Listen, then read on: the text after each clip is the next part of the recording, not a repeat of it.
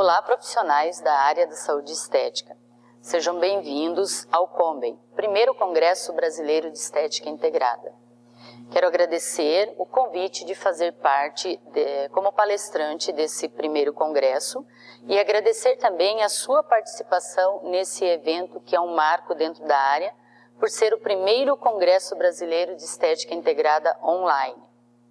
Eu sou Isabel Piatti, faço parte de uma equipe de pesquisa e desenvolvimento, uma empresa de cosmético, então trago para vocês durante a nossa conversa hoje um expertise dentro da parte de cosmetologia. Também sou profissional da área de estética, formada como profissional em esteses, técnica em estética e tecnóloga em estética. Como toda boa profissional que se destaca no que se propõe a fazer, também já estou com alguns livros escritos. O primeiro dele, sobre biossegurança em estética e imagem pessoal, e agora estarei lançando o meu segundo livro, que é Estética para Gestante. A partir desse momento, então, o meu tema de palestra para com vocês é sobre a genética dentro da área da estética. E eu trago o tema herdabilidade genética versus perfil epigenético, uma nova forma de tratar o SDF. O que seria o SDF? A Síndrome de Desarmonia Facial. A partir do momento que nós nos propomos a desenvolver um atendimento ao nosso cliente-paciente, eu tenho que perceber a importância de lidar com um ser humano, a importância de lidar com o organismo. Então, no primeiro momento, o cliente-paciente chegará para mim como um profissional da área da saúde estética. Para isso, eu tenho que ter o conceito de anatomia e fisiologia e entender que o ser humano, ele é um ser holístico, aonde envolve e integra o corpo, a mente e o espírito. Por isso, quando o meu cliente-paciente chega até mim, eu não posso simplesmente enxergá-lo como um corpo físico.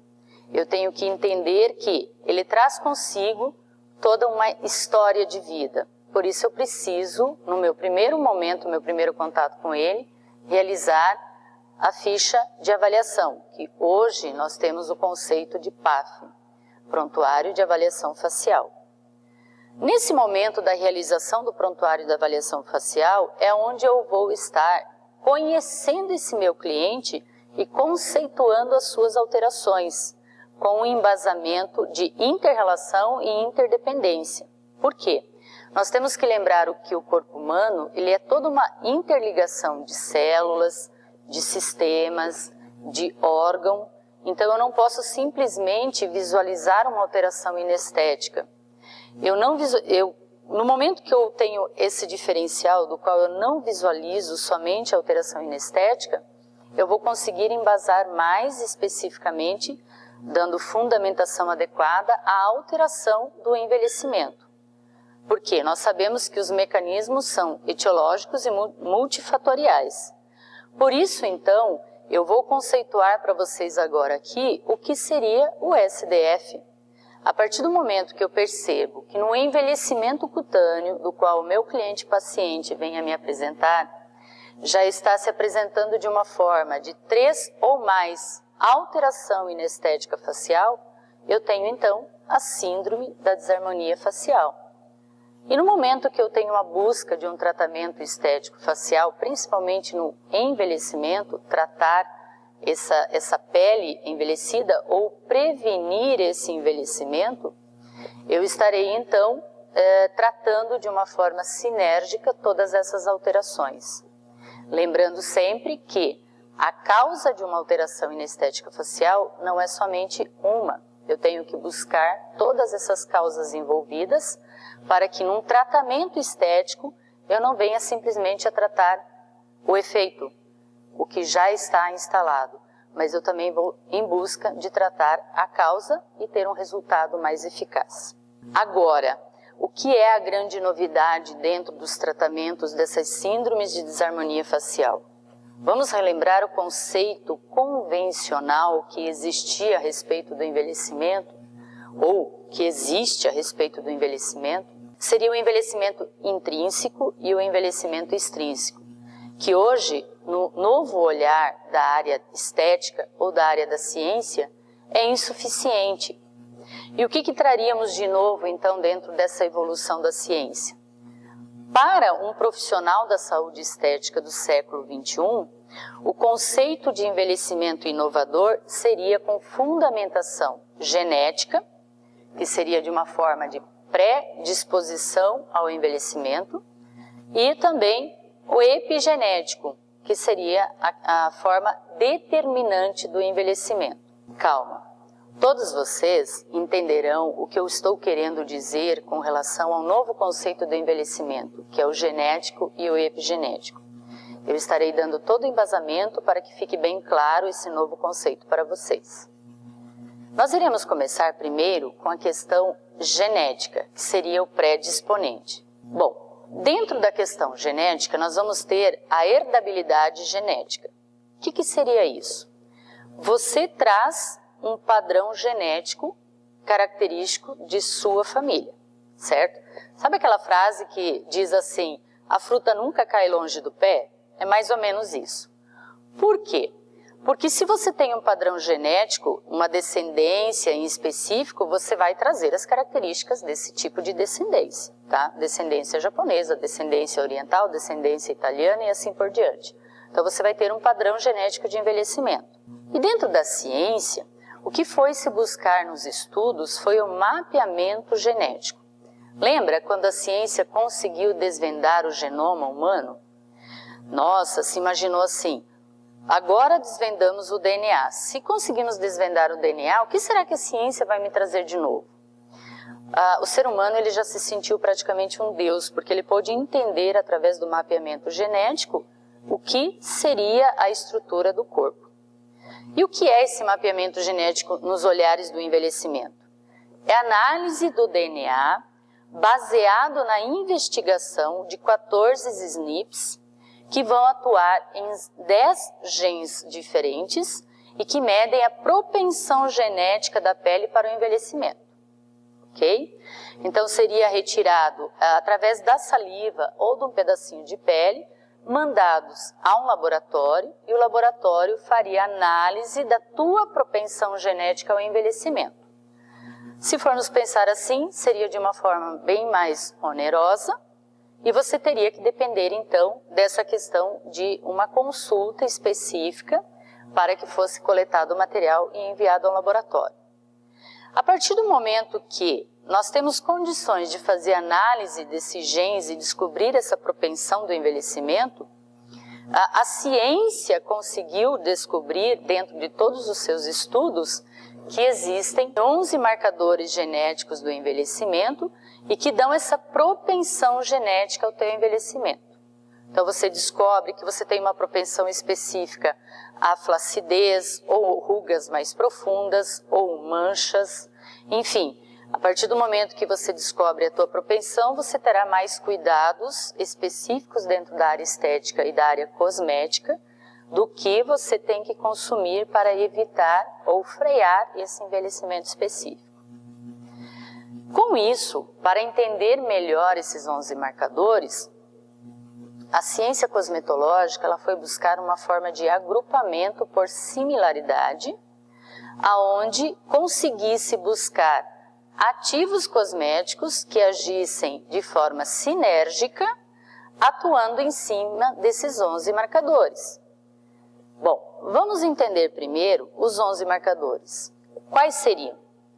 O controle do estresse oxidativo, o controle da resposta inflamatória, a diferenciação, proliferação, sinalização e adesão celular, a composição da matriz extracelular, a regulação da produção de melanina, o equilíbrio da barreira cutânea ligada à hidratação, o metabolismo de lipídios e a vascularização. Quando se agrupa esses 11 marcadores, dentro da cosmetologia se consegue atuar de uma forma mais intensa e mais sinérgica por direcionamento específico da área de ativos cosméticos. Então, nesses 11 marcadores, a melhor forma de agruparmos para o tratamento ou prevenção do envelhecimento seria da seguinte forma. Primeiro grupo, controle do estresse oxidativo e mais o controle da resposta inflamatória. O segundo grupo, diferenciação, proliferação e sinalização celular. O terceiro grupo, adesão celular e composição da matriz extracelular. No quarto grupo, a regulação da produção de melanina.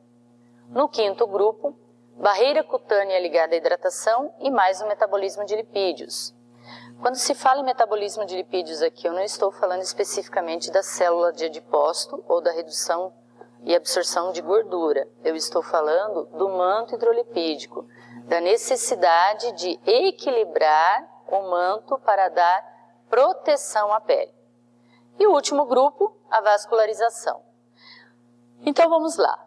Vamos entender um pouco mais esse direcionamento específico dos ativos cosméticos. Nós vamos começar primeiro abordando a questão de não necessariamente a sinergia ou a dosagem dos ativos que vão atuar de uma forma sinérgica, que vai ser o importante dentro desse composto. Por que eu estou falando isso?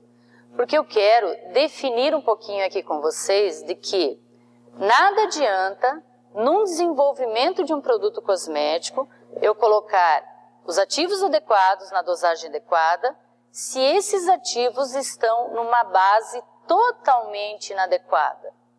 Se isso acontece, eu acabo tendo o meu cosmético como paliativo e não como um primeiro coadjuvante do meu tratamento estético. Por quê?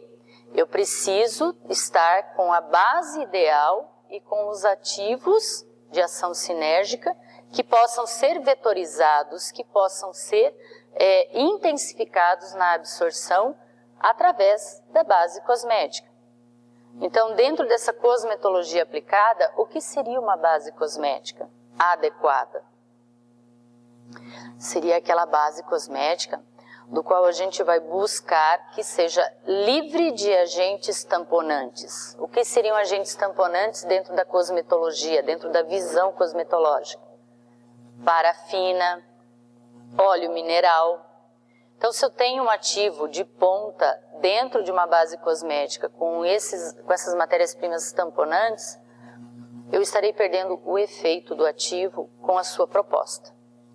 Por isso, então, buscar dentro da base correta óleos que sejam de fontes vegetais e que tragam a semelhança ao manto hidrolipídico para que essa base esteja de uma forma carreadora. Por isso, então, buscar óleos vegetais, óleo de amêndoa, óleo de semente de uva, óleo de soja, óleo de girassol, enfim, vegetais que sejam ricos em ômegas e que tenham uma semelhança com a formação da nossa pele, nosso manto. Buscar também cosméticos que sejam livres de hormônios like.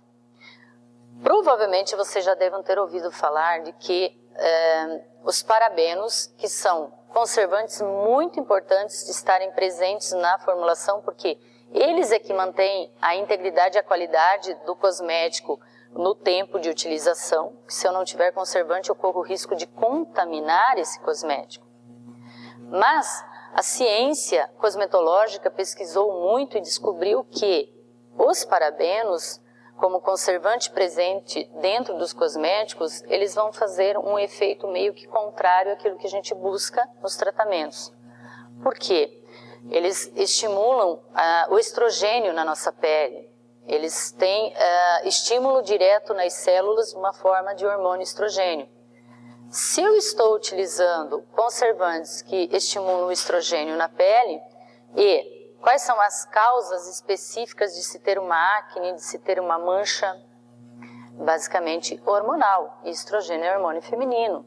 Então eu também estaria ali com uma contradição na formulação da base do meu cosmético.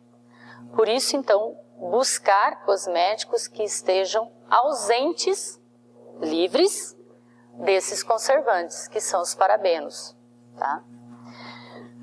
Os sérums também concentrados e vetorizados. Se eu tenho uma base em forma sérum e que traz a concentração de ativos cosméticos e também com vetorização, eu terei um maior efeito da sinergia de ativos que eu encontro dentro dele, porque assim eu potencializo mais ainda o resultado. Por ser sérums, se possível, ser sem a adição de água, porque assim você terá realmente a concentração ativa ideal e de uma forma mais intensificada em busca do resultado do tratamento. Também que tenham ativos biomiméticos. O que seriam esses ativos biomiméticos? Ativos biomiméticos são aqueles ativos que nós vamos encontrar em cosméticos preparados, cosméticos prontos, e que são produzidos pelo nosso corpo com o passar do tempo. Por exemplo, nós temos aqui a coenzima Q10. Vocês já devem ter ouvido falar em coenzima Q10. Coenzima Q10 é produzida de uma forma endógena, mas com o passar do tempo, o nosso corpo, por processo de envelhecimento, diminui a produção da coenzima Q10 e nós precisamos repor essa coenzima Q10 através de produto cosmético ou buscando através da nossa alimentação. Isso significa então que a coenzima Q10 é um ativo cosmético biomimético, idêntico ao que o nosso corpo produzia e que vai fazer a função do que era produzido pelo nosso corpo. Um outro exemplo, só para ilustrar para vocês entenderem, seriam os fatores de crescimento. Os fatores de crescimento, eles também são ativos biomiméticos. O nosso corpo produz os fatores de crescimento, mas com o passar do tempo a produção decai e nós precisamos buscar fora os fatores de crescimento para ter a reposição mais rápida para a nossa pele. Então esses foram dois exemplos que nós demos com relação a ativos biomiméticos. Existem muitos outros mais, mas com o relacionar da cosmetologia vocês encontrarão esses outros ativos. Outra importância muito relevante aqui na questão da cosmetologia aplicada: procurar cosméticos que tragam teste de segurança e eficácia. Ou seja, se você tiver um cosmético que foi manipulado, você não terá essa certeza, essa confiabilidade, porque não passou por testes de segurança ou eficácia. Por isso é muito importante buscar empresas sérias, que tenham registros na Anvisa e que traz essa segurança de aplicabilidade e também a eficácia do produto cosmético para garantir os resultados que você busca no seu tratamento. Se você busca cosméticos com esse tipo de base, livre dessas substâncias que podem ser nocivas, com concentrações adequadas e com bases vetorizadas, você estará então utilizando cosméticos de bases biocompatíveis. Isso dá muito mais segurança e dá muito mais certeza do resultado que você busca. E dentro da cosmetologia, após conceituar essa base cosmética ideal, quais são os ativos que eu vou buscar dentro da questão genética? Como nós dividimos em grupos, eu vou comentar em cima dos grupos que nós conceituamos. O grupo de controle de estresse oxidativo e da resposta inflamatória. Quais seriam os ativos cosméticos que poderíamos buscar para termos uma intensificação do resultado? Veja lá, nanocápsulas de vitamina C. Vocês já ouviram falar em vitamina C? É claro, né? Qual é o profissional de estética ou qual é o consumidor de cosmético que não ouviu falar em vitamina C nos dias de hoje? Inclusive, quando se fala de vitamina C, uma das primeiras perguntas que se faz é: quantos % de vitamina C traz o teu cosmético? Olha que pergunta interessante, né? Temos que estar sempre cientes da dosagem dos ativos que nós estamos utilizando nos cosméticos que escolhemos. Mas percebam que não é somente a vitamina C que é importante ter a dosagem para a gente saber a efetividade. Eu preciso saber de todos os ativos cosméticos que estou usando, certo? Aqui no caso, eu trago nessa composição a vitamina C vetorizada em nanocápsulas e numa concentração de 200 mg por grama. Isso significa 20% de vitamina C. Observa que concentrado específico para o controle do estresse oxidativo e também da resposta inflamatória. É lógico, nessa composição sinérgica, não somente a vitamina C, mas também o extrato de chá verde a 100 mg por grama, que tem um poder antioxidante muito significativo. O Zemea, que ele vem fazer uma função de base, mas ao mesmo tempo ele também tem a sua função ativa de hidratação à pele, que ele está aqui a 70 mg por grama. A coenzima Q10, que aqui ela seria um ativo biomimético, numa concentração muito interessante, 30 mg por grama, e também em nanotecnologia, nanocápsulas. O Dragosine, que é o carnitina, onde também é um ativo biomimético, que o meu corpo produz e com o passar do tempo isso diminui, eu tenho que repor em cosméticos. Ele está aqui a 10 mg por grama, e ele tem uma função específica de antiglicante, protetora das fibras de colágeno presente na nossa pele. Glicerizinato de potássio a 10 mg por grama e o ácido ferrúlico a 2 mg por grama.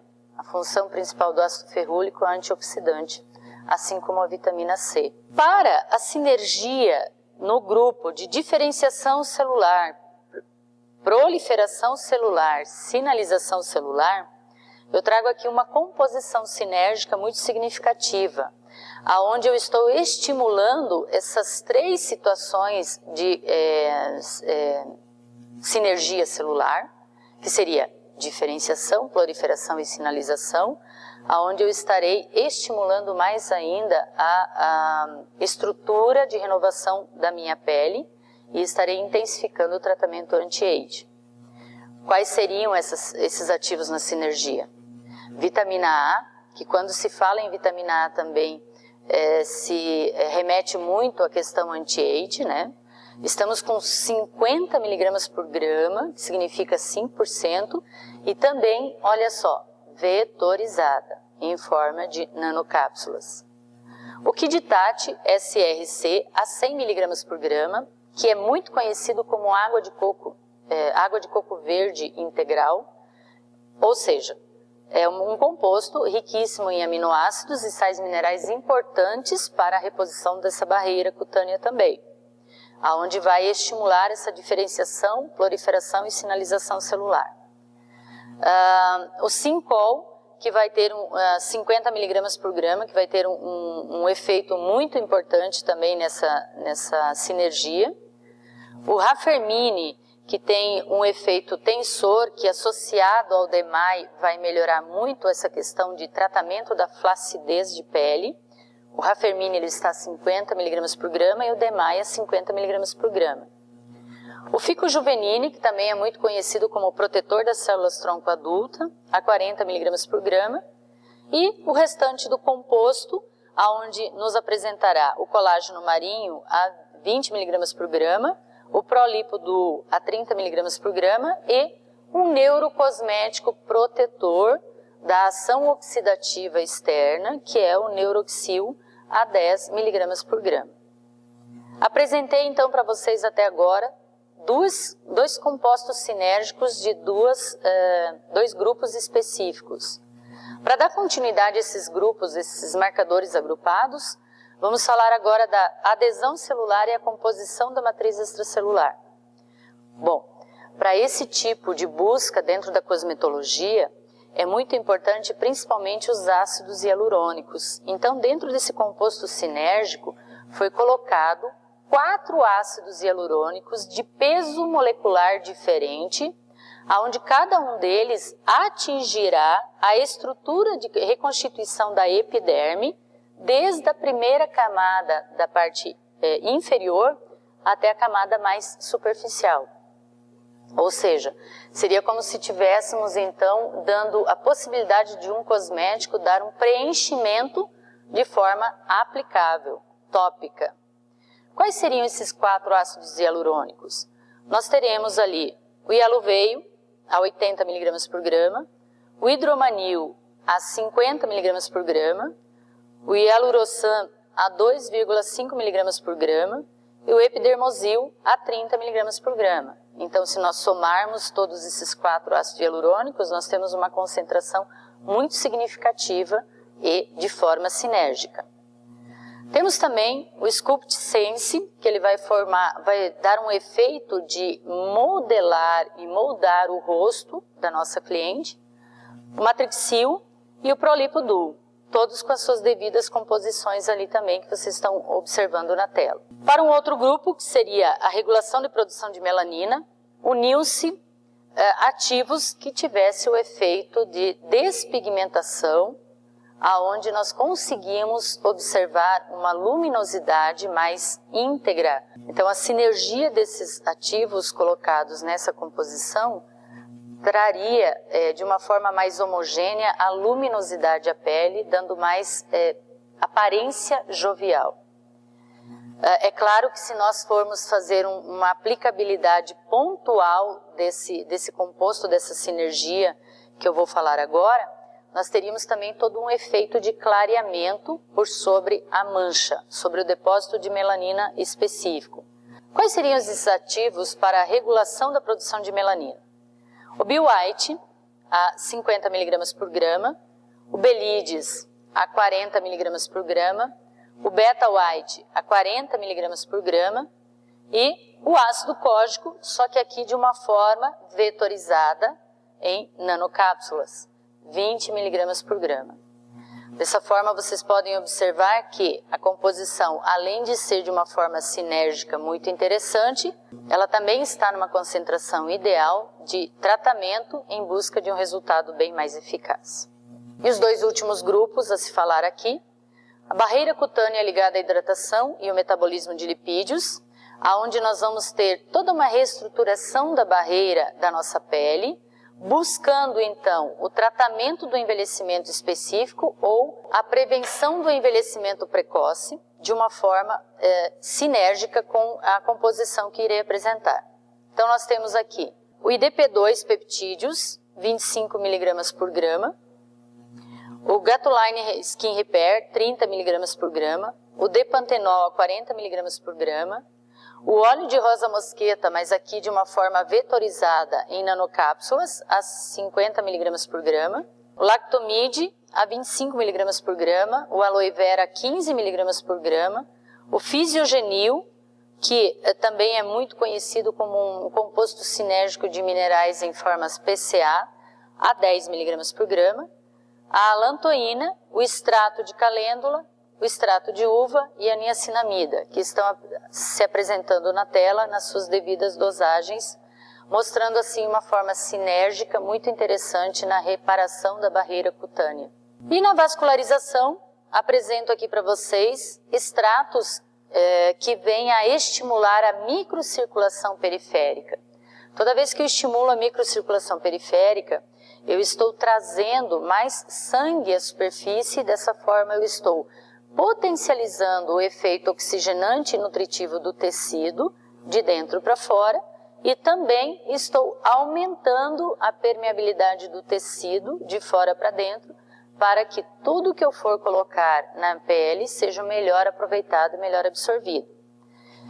O extrato de algas, arnica, ginkgo biloba, ginseng, era e castanha da Índia, cada um deles na sua dosagem de 40 mg por grama, significando 4% de cada um, aonde terá uma ação sinérgica no tratamento anti-age preventivo ou tratamento de envelhecimento da pele. Bom, então dentro desse mapeamento genético que vocês viram, que é a influência genética no envelhecimento, segundo a médica, a consultora do Centro de Genomas, a Michele Vilhena, ela traz que a presença de uma característica genética que se associa a um risco de doença ou uma característica física não necessariamente represente um fenômeno que irá ocorrer de uma forma inequívoca. Como exemplo, orientais, se você pegar pessoas orientais que continuam vivendo no Oriente e têm um equilíbrio na alimentação, eles apresentam um envelhecimento adequado, uma qualidade de pele adequada, uma qualidade de vida adequada.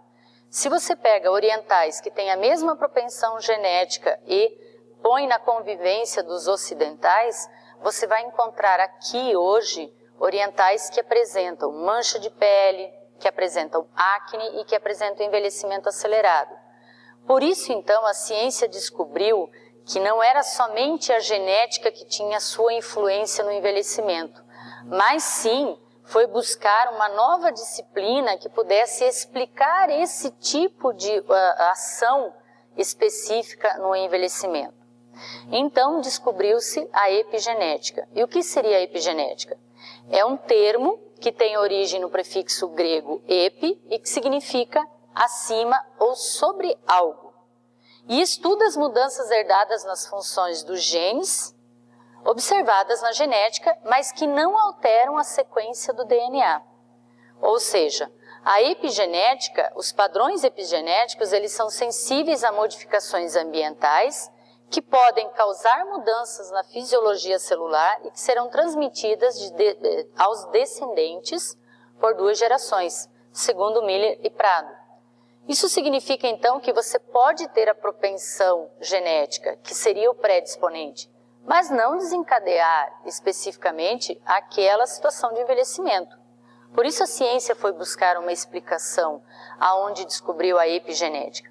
Ali, então, eu vou conceituar para vocês que a epigenética, ela é o determinante do envelhecimento. Por isso, buscar conhecer o cliente, saber o histórico desse cliente, para que ele possa realmente te mostrar o que está influenciando no envelhecimento dele. A ciência, por exemplo, ela estudou gêmeos univitelinos. E olha os exemplos que vocês estão vendo aqui na tela. Tabagismo, por exemplo. Destacado, nós temos aqui a gêmea da esquerda com um envelhecimento maior do que a da direita. Por quê?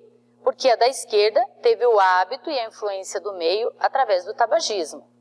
Nesse segundo exemplo que vocês estão vendo, também de gêmeos univitelinos e a influência do tabagismo, onde vocês encontram um envelhecimento mais acelerado no da direita, porque ele teve o hábito do fumo por 14 anos a mais. A mesma coisa com relação à influência do meio, com relação à exposição solar. Então, vocês estão vendo aqui gêmeas univitelinas, idênticas, uma se expôs mais à radiação solar do que outra, podendo então caracterizar um envelhecimento epigenético muito maior na gêmea da direita. E esse último caso que eu vou mostrar para vocês como exemplo, também gêmeas univitelinas e que teve a exposição celular mais o tabagismo. Então, a influência do meio e a influência do hábito inadequado. Podemos perceber aqui que uma parece mãe da outra.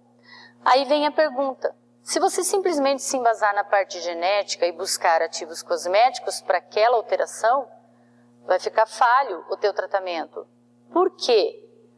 Porque é totalmente diferente as características do envelhecimento, da síndrome da desarmonia facial apresentada por suas clientes pacientes.